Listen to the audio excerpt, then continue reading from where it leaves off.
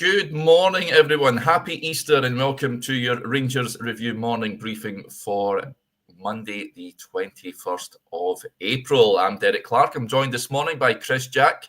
How's it going, Chris? Did you enjoy your time off?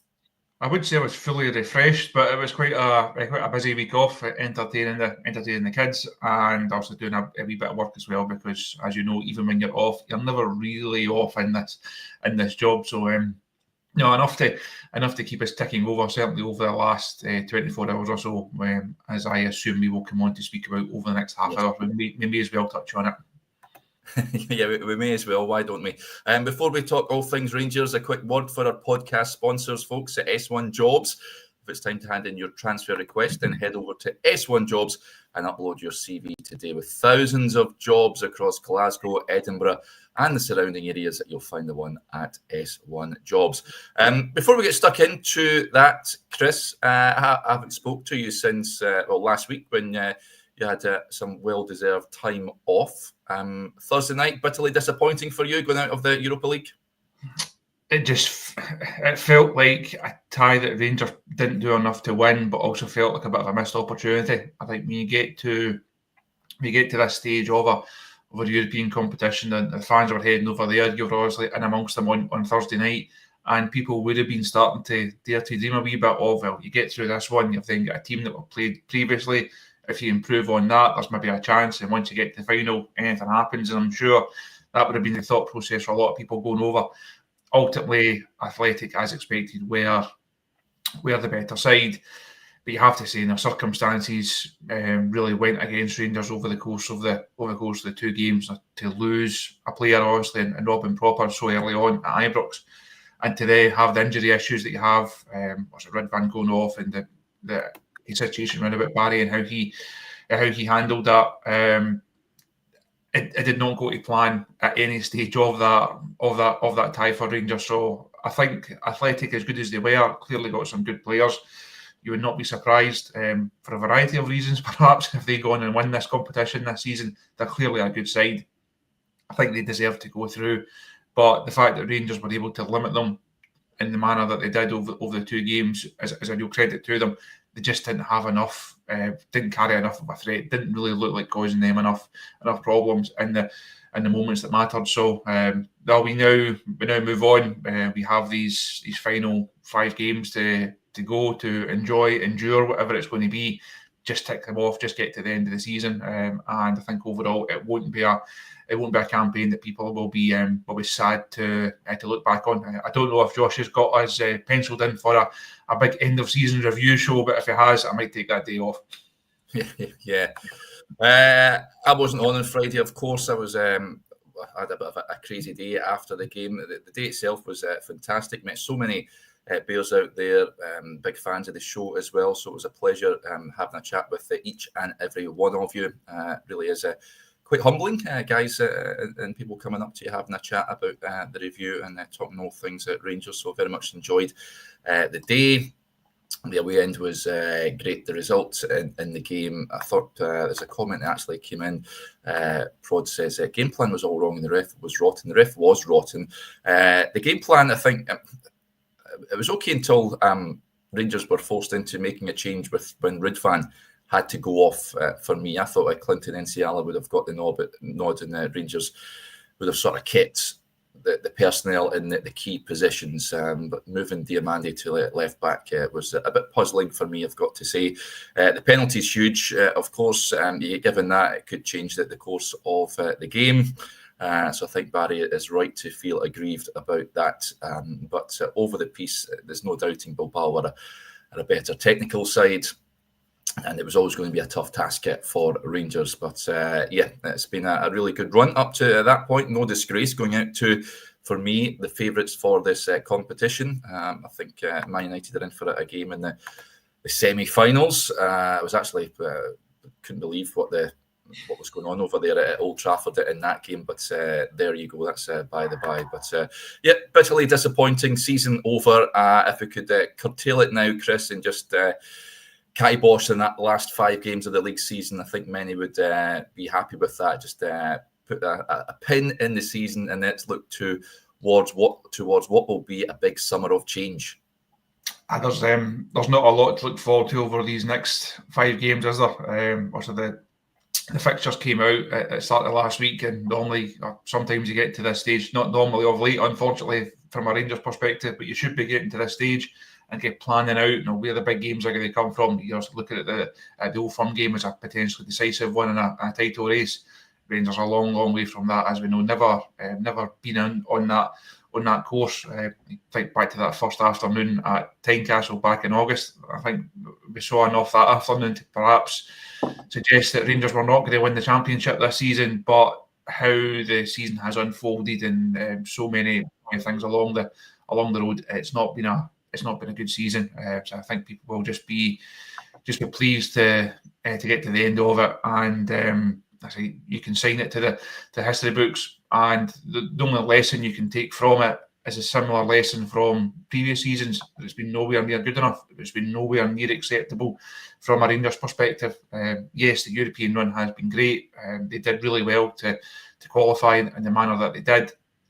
Did really well to get beyond Fenerbahce. Came up short in the quarter-final. I think, as we said before the first leg at Ibrox, it's almost become the norm for Rangers to have these extended runs in European competition. Scottish clubs should not be having the type of success to an extent that Rangers do season after season in European football. They really do punch above their weight in that regard. But domestically, we all know it's nowhere near good enough, and that has to change, and it has to change next season, because the fans that are continuing to put their money in to go on these trips, that are continuing to sell out Ibrox, are continuing to sell out away allocations, they want and they deserve so much better than what this club and what this squad have served up over the last several months. Yep. Big shout out to Gordon. Says it was nice to chat you in the ground on Thursday, Derek. Yeah, absolutely, Gordon. It was nice to meet your good self as well. So yeah, hopefully you got home safe and sound. I was certainly jealous of the Bears that managed to stay out there for a good few days more. I had to go back to my hotel, get about 15 minutes sleep, and then up for the first of 2 flights back to Blighty. So word of warning, folks, if you try and schedule an Uber, and just be prepared for it not to turn up on if you book one if you're on holiday. So I was running around Bilbao like a madman, forgetting as well it's Holy Week and roads were closed and what have you. But fortunately, I found one. Got 2 other Rangers fans told them to jump in the taxi with me as well, who were struggling for a taxi, and yeah, we made it. So all's well, it ends well in the end. Right, the big news, of course, you were a busy man over the weekend. Chris has popped out and then he's just popped back in there, as you do. Good stuff. Multiple Man 78. I love this. This is one of Johnny's favourite terms. Says, what we want to know is this takeover a realpolitik? And David Morrison with the point. Do you think once the takeover is complete, the major appointments will be made ASAP? Has Coppin been given a budget already? Lots of comments coming in with regards to the takeover. Chris, what can you tell us? Hopefully people will have read the story that we had on the site about 7 o'clock last night. If they've not, obviously go and check it out. That's got all the latest news and all the detail in it. Headline figures, the headline comment in it as that this is very much all systems go. I think as we've continued to say over the course of the last couple of months since we first reported on this story, we've obviously had a number of news pieces on it, a number of inside pieces. We've done our best to stay across the takeover story from all angles. So hopefully people have enjoyed the coverage on the site, and we've always said that we think this will happen. There's been a lot to suggest that it's been going in a positive vein, and we've stuck to the timescale of round about the end of May. There has been a lot of kind of online chitter chatter over the last couple of weeks. People saying it's going to be announced this day, it's going to be announced then. Why don't they announce it for the first home game after the split? Why don't they announce it the day of the Old Firm game? It's not going to be announced over the next coming days. So anyone who's frantically refreshing the official website and Twitter and our website right now, you're wasting your time, because we're still several weeks away from this deal being finalised and being announced. So we've kind of stuck to around about the end of May throughout the process, and that is the timescales that we're still on. I think that's anytime we put an update out, that's always the first question of, well, when.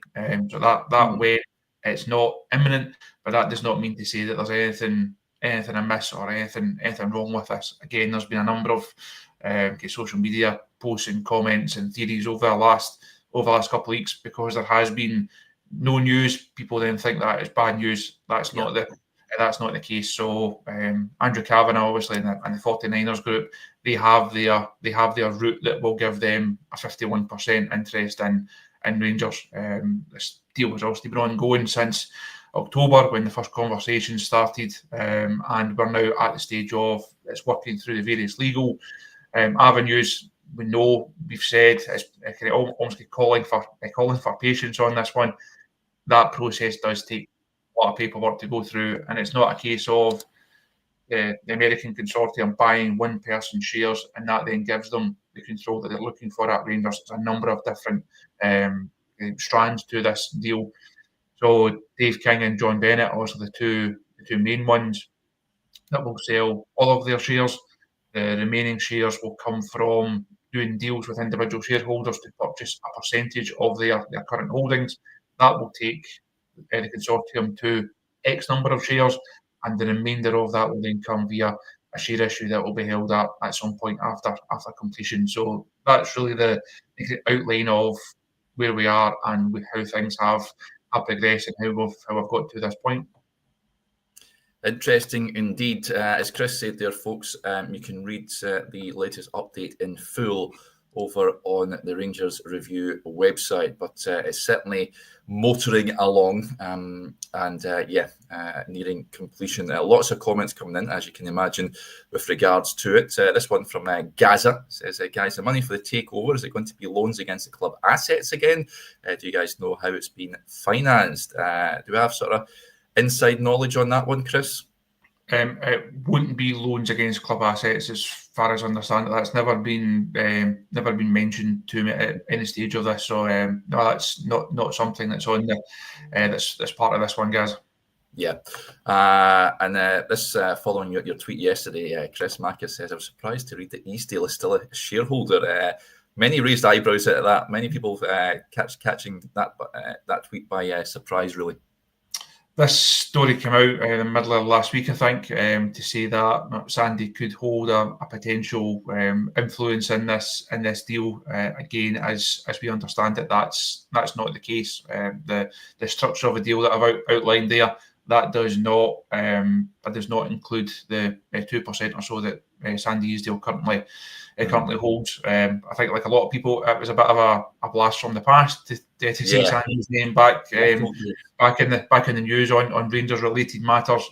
But that's not an issue in terms of how this deal is going to work. So people don't have to worry about Sandy having any form of influence in Rangers going forward, or any say in this deal. Whether he chooses to sell his shares or not, it makes no difference to Andrew Kavanagh and the 49ers, or how this deal will progress. It's all systems go, as I said, regardless of Sandy Easdale's position in Rangers. And of course, some, I've been asked it on shows before as well, what about their involvement in Leeds United? If Leeds United don't happen to go up into the Premier League, which I believe they can book their return back to the top flight today. They are in action against Stoke City, but that won't have a bearing whether they're a championship side or not, Chris, will it? No, again, it's a theory that has reared its head at various stages over the last couple of months. Yes. I think we've discussed it on shows before and tried to kind of allay the fears a bit on that. That has no influence on this deal, and has no influence on Rangers. I'm sure you will get some Rangers fans who will wish Leeds all the best in their pursuit, and as you say, they could secure their place back in the Premier League this afternoon if things go their way. But whether they do, whether they don't, whether it's today, whether it's at the weekend, whether they don't go up at all, it makes no difference to Rangers. Now this deal will progress and will go through, and the American consortium, they will do whatever they want to do with Rangers, regardless of what's happening at Leeds. I think, as we said right at the start, the Leeds angle was obviously one that people were interested by. we've done a couple of bits of that on the podcast. We've done a couple of bits on that on the website in terms of like your dual ownership situation. And Josh did a really excellent read on Greta Steinson, their director of football, or the 49ers director of football, technical director. But it's this theory of Rangers will be Leeds feeder club or Leeds will be Rangers feeder club. It's never been on the table, never been on the agenda. It's never going to come to anything. Yes, there could well be like best practice being shared if 49ers have a way of working or a process that they find is working at Ellen Road. It may well be useful at Ibrox. That type of thing is only natural when you have these kind of club setups. But this kind of feeder club thing makes no difference. The dual ownership regulations makes no difference. So people don't have to worry about the fate of Leeds and in regard to this deal being done. Yeah. We're all interested in the fate of Rangers, of course, and really, I think that the sooner this is done and dusted, the better. These guys will need to get down to business because, as we touched on at the top of the show, it's been a season to forget. There's been too many seasons like that in recent years domestically where Rangers have been lagging way behind Celtic. They'll be coming in here. They'll be looking to make a mark immediately, Chris, and get Rangers challenging next season. So I think it benefits everyone if they come in, and imagine we'll talk about managerial candidates as well. I don't think Barry will now be in the conversation given the result last week. I think he had to beat Bilbao to be considered. Even then, I still think that these guys will have their own candidates in mind and probably have already undertook discussions with potential new managers. But it's very important Rangers are not playing catch-up this summer. And they really start on the front foot, get players in that they need to bring in, get a manager in that they need to bring in because there's big qualifiers on the horizon. It's safe to say the to-do list is quite lengthy, and there's a couple of really big ticket items right at the top of it. A sporting director being one of them, that then shapes so much in terms of the managerial appointment and also the transfer strategy over not just this summer, but heading into January, heading into future windows. And the manager is clearly the most important call that the Americans will make. You have to have the right man in the dugout. Rangers know at their cost what happens when you don't, as we've seen over recent seasons. So there's so much pressure on that appointment. It has to be the right manager that it comes in. Again, I think as we've alluded to and we've spoken about on previous shows, for me it's not about the budget and as such. Yes, Rangers will have to spend money. Clearly, investment is needed in that squad to improve it, to give it more strength and more depth, and to make it. Rangers do need money. They need to spend it better.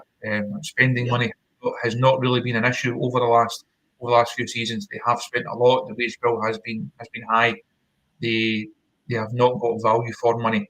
That's what has to change, and that's why there's so much pressure on sporting director appointment and the managerial appointment. They need to get these appointments right to ensure they get value for money.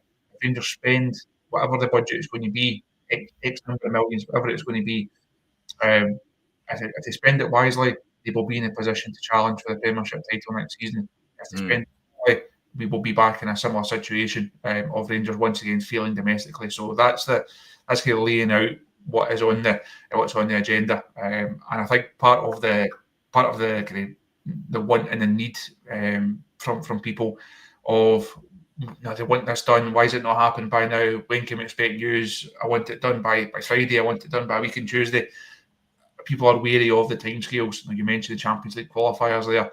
We know how important that is to Rangers from a football sense, from a financial sense, and we know that once you get to that stage, it's pre-season, it's qualifiers, it's players coming in, it's players going out, and before you know it, we'll be here at the start of August, and we'll be looking ahead to the new domestic campaign. Things will come around fairly quickly, and things will move quickly once this deal is over the line. Yep, now I don't want a case of, well, that won't be, because this will take place, this takeover. But if you remember last season, there was supporters I was speaking to before a ball had been kicked saying that Rangers, this is all about a transitional season, and they had no belief that Rangers could challenge, and unfortunately it turned out that way. Let's move on. Well, incidentally, folks, remember Patrick Stewart, the chief exec, holding a fans forum meeting this coming Wednesday, so he'll give an update too. Those in attendance at that about the current state of play as well. Now, over the weekend, some managerial names have been mooted, the latest odds, some interesting names on that list. Leading the way, Steven Gerrard, 2-5 on to return to Ibrox and take over. Interestingly, Jose Mourinho, 4-1, second favourite, followed by Russell Martin at 8-1, Barry at 20-1, Marco Rosas there 20-1, Rafa Benitez 25-1, Derek McInnes, David Wagner, Knutson, the Bodo Glimt manager, and Liam Rossinier, who's at Strasbourg, all 40-1.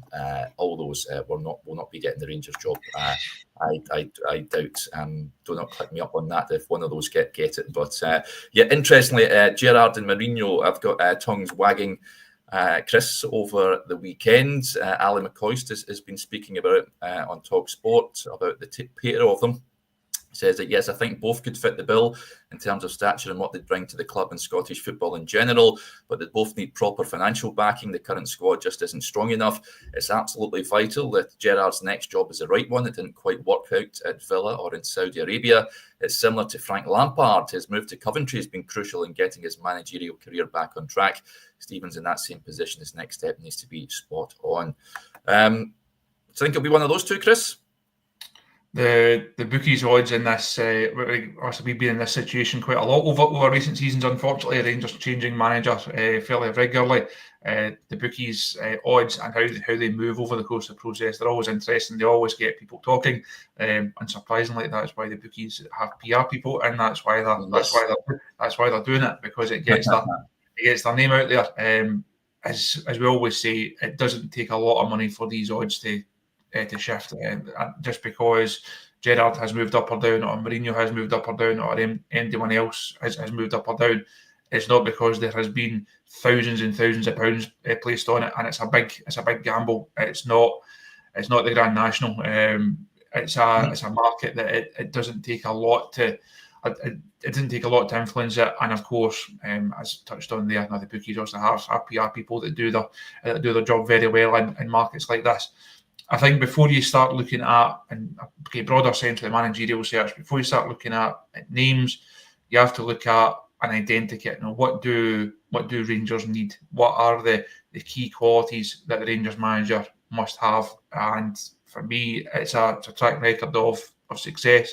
Has to have won something. Has to have been a fairly regular winner, because that's the expectation here.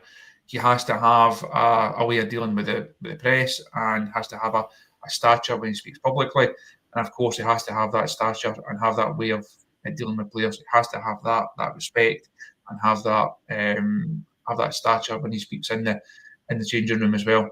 Has to be a manager that players want to play for, that they understand, who does not overcomplicate things. And you look at the really successful Rangers managers, have had a way of carrying themselves. They've had a certain presence about them, like Steven Gerrard did, like Walter Smith did, like Alec McLeish did, like Jock Wallace did.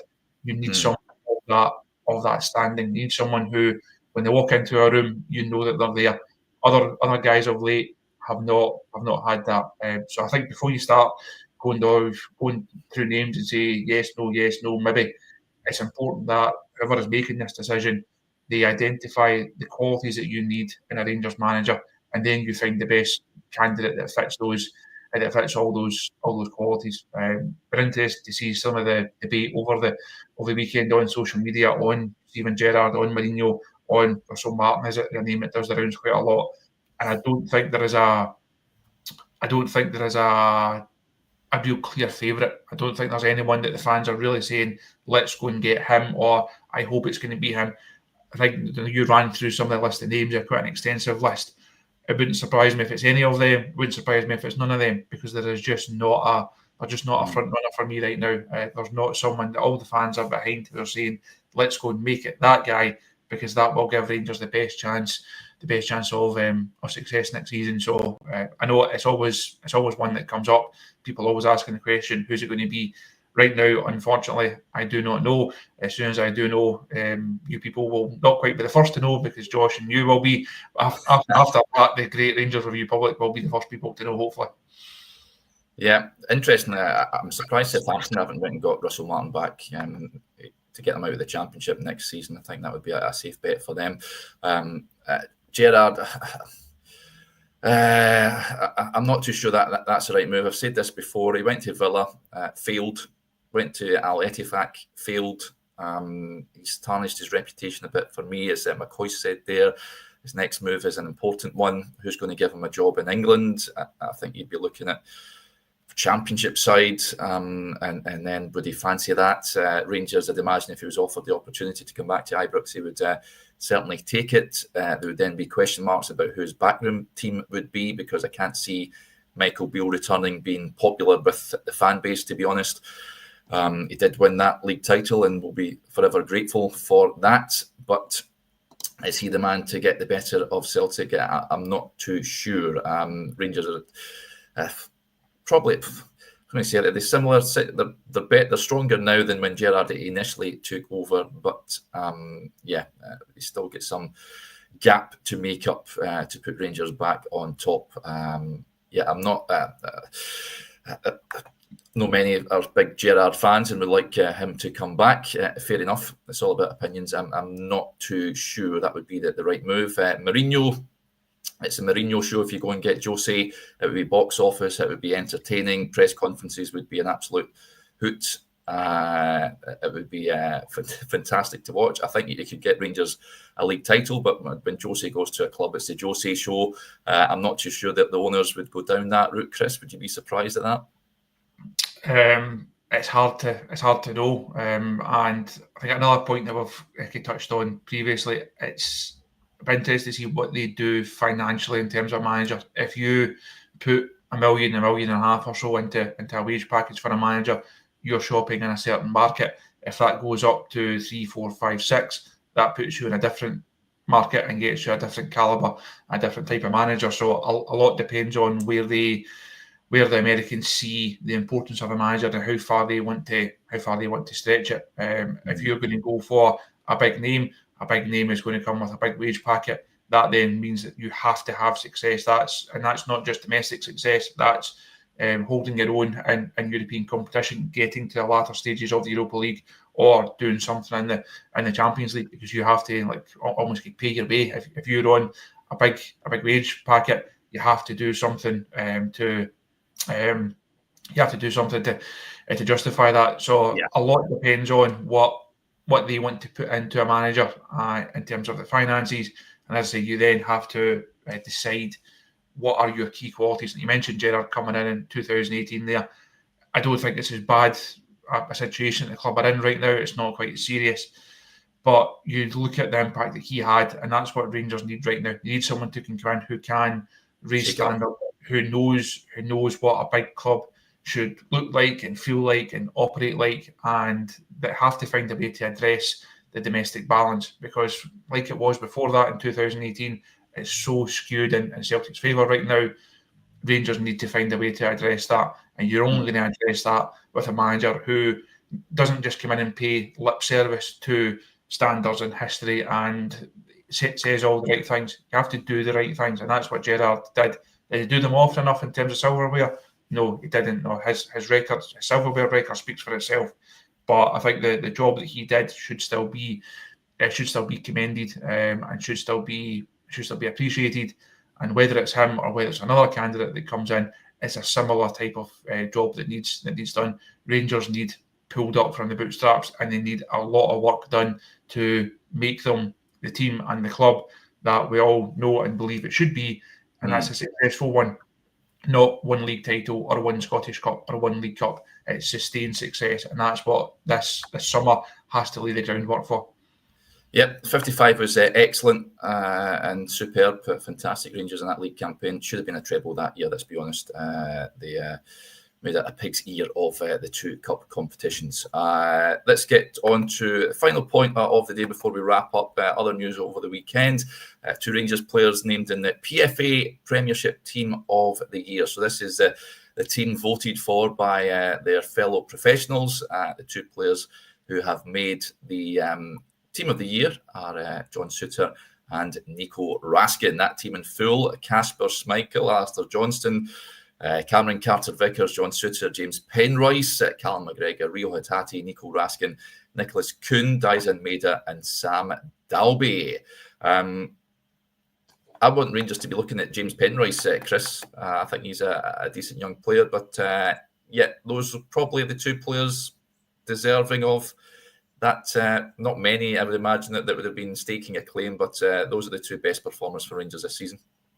I think they definitely deserve it. I think they've been consistent performers over the course of the season. They have been really good performers at various stages of it. Nico Raskin went through an excellent spell early on in the campaign, and he certainly deserves it. Pleased to see John Souttar in there. I think for his consistency, almost do wonder how close Václav Černý got to a place. Some of his best performances have arguably come in European football rather than domestic football, which maybe goes against him. I think he's probably the only other one that's in with a shout. Too many of these players just have not performed at the required level, or if they have done, it's been in short, sharp bursts. They've not had that consistency, and that has been a failing of Rangers over the course of the season. Now that's why they find themselves in this situation where they are out of the title race at this stage. Have never been in the title race almost since the start of it. They've not had that consistency. So if you don't have that consistency as a team, you're not going to have it individually, and that's why it's a fairly meagre representation from Rangers. But I think Souttar and Raskin certainly deserve their places. Yep.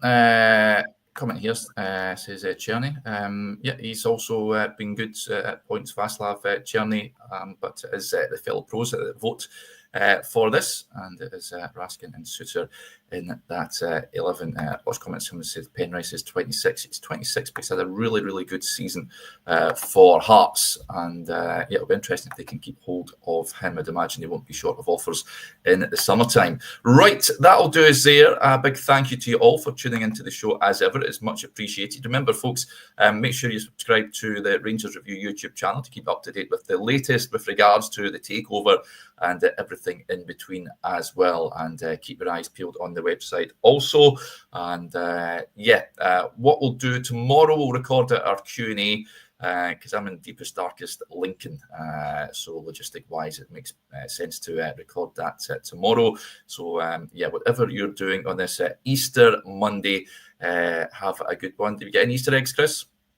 I didn't actually know, so I'll get myself down to Tesco just now and get them cheaper. Just make sure, folks, if you are eating your Easter eggs, then don't eat too much and spew them up. But enjoy whatever you're doing on this lovely Monday, and we'll speak to you tomorrow morning. Bye for now.